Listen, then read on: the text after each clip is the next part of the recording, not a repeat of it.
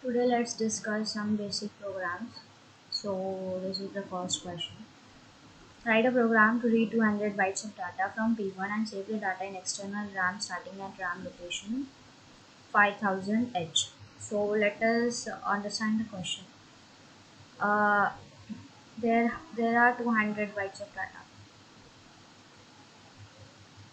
Okay, and uh, in from P1. So this is the input port and there is this data and we are moving it to P1, and from P1 we have to move it to external RAM location. So this is a particular RAM location. For example, this has so many sections for each byte. Now this starts with 5000. That is what they're saying. We have to start saving it from this. So now 200, there are 200 bytes of data. The first data will go into this location, this particular location, which has an address 5000. And the first one, the second location or the second byte will move into this one, and the third byte will move into this location. This has 5001, 5002 at this location. So this is our question. Okay, now let's see how it's done. What we will do is, they have said an external memory, so whenever they say external memory you have to remember DPTR. Excuse me for that.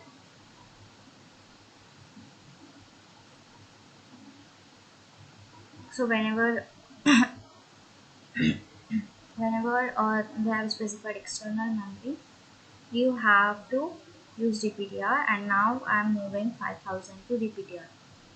And they in the question they have given how many bytes. They have given 200 bytes. So the count, you should always specify the count and the location. So now count, I'm moving it to R3. You can use any register you want, but here they have used R3. So this two lines you get from the question. Then and then this is done. Now they have told to use P1 as input port. So whenever you are using P1 as input port, you should remember to give it FF. So it's basically like you are giving P1 a treat. Let it be a biryani treat, for example. If I'm that P1 port, I would love to have biryani and I would love to be full. So they are giving 0FF to convince P1 to be an input port. So now I have convinced it. So this is also done. So three instructions are done. Now let's move on to the main part. So main part is what? Moving those 200 bytes of data into DPTR starting from the location 5000. Okay. So now I have convinced P1 to be input port. So what it will do is, it will take all those 200 bytes of data that you want to transfer and it stores it into itself. Now that stored data, we are moving it to A. Because we can't directly move P1 to DPTR, we are using A as the delivery guy. Now P1 has given it to A. Now A will move it to DPTR. And DPTR has what location? 5000. So this is DPTR, for example,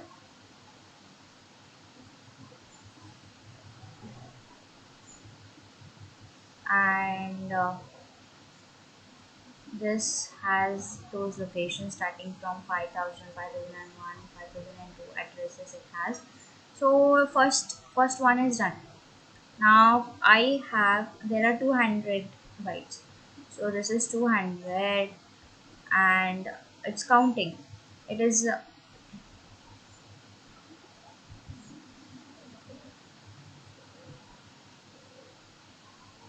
basically counting. So after counting, it will be counting from 200 and then it will go to 199. So 200 ka bit is moved, 200 bit is already moved. Now it will move 199 bit, then 198 and so on till it goes to 0. When it goes to 0, this line indicates that it has gone to 0. When it has gone to 0, it will come out of this loop.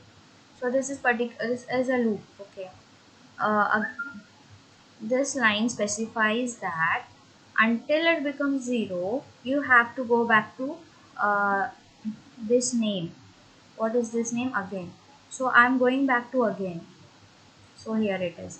So I am executing this instructions R3 times. What is R3? R3 is 200.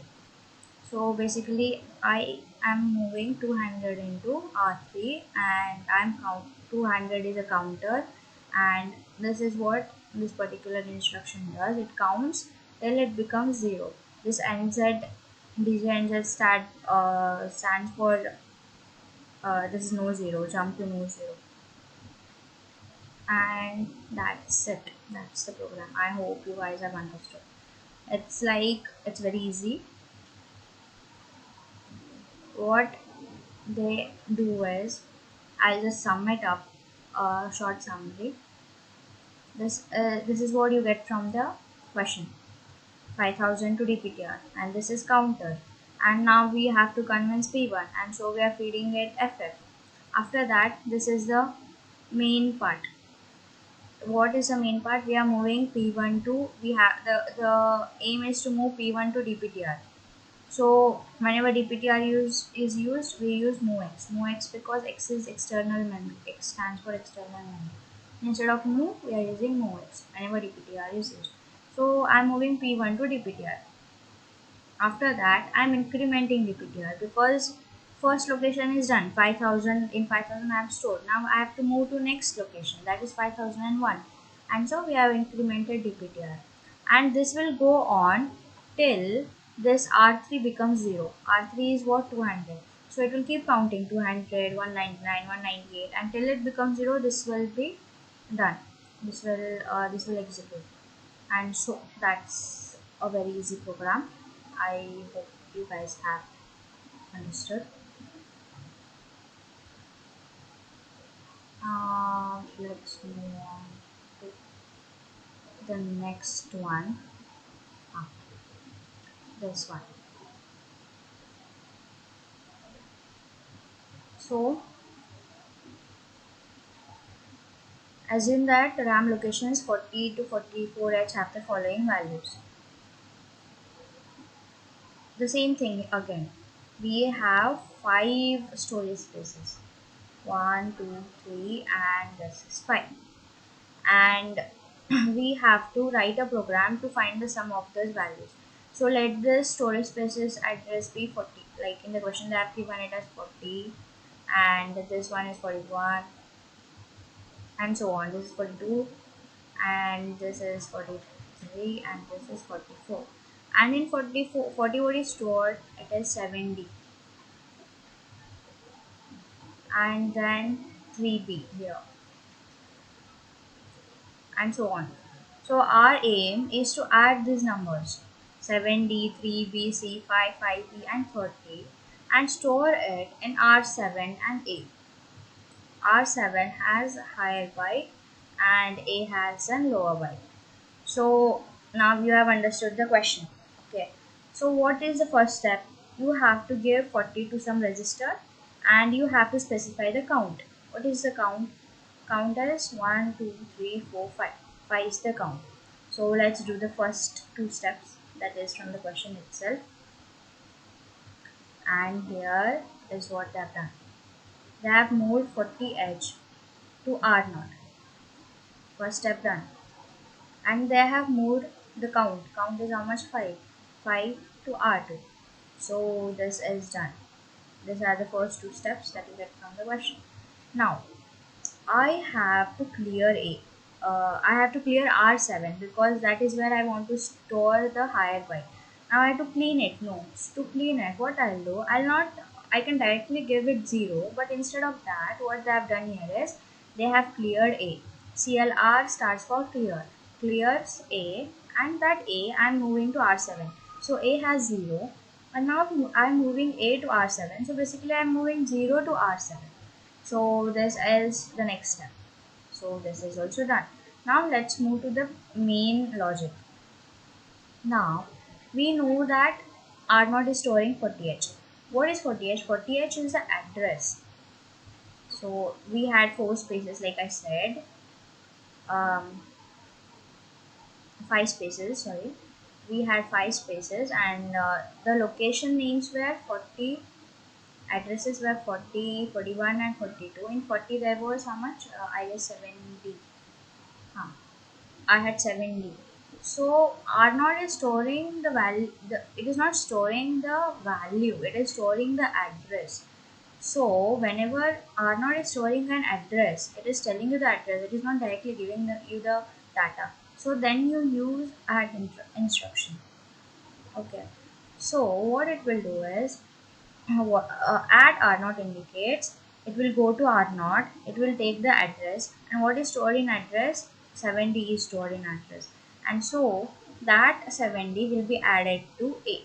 Now A has 0, and now I am adding whatever is in 40H.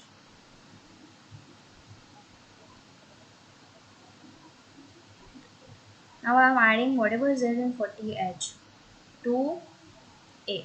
So it will be 0 plus 70. So first number is added successfully. Now this is JNC means jump no carry. If there is no carry, it will move to next.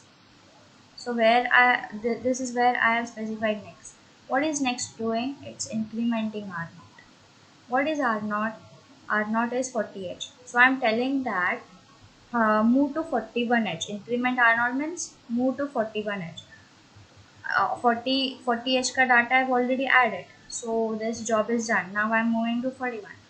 Now 41 has 3B. Now I have to add 3B to the other values. So this is what increment R0 does. If there is a carry, this line tells you when there is no carry. But what if there is a carry? Then R7 is incremented. Because carry is usually 1, right? So whenever there is carry, we are adding 1. Keep on adding 1. So R7, this is incrementing R7.